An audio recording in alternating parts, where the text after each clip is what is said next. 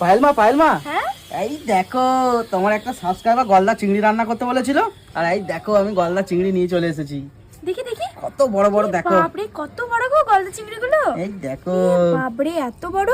দেখো শুধু সাইজ গুলো দেখো। তাই তো।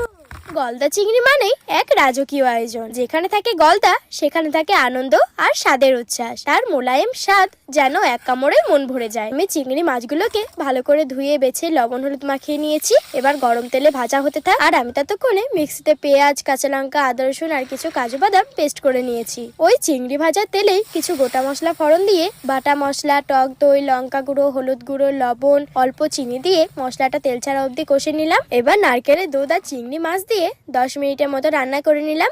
আবুজি আসুন, গলদা চিংড়ি মালাইকারি রেডি। বিসমিল্লাহ।